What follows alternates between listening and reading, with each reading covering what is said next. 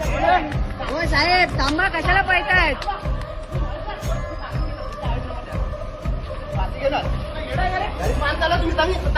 अजून काय नाही तुमच्या नंबर प्लेट नाही, गायब आहे.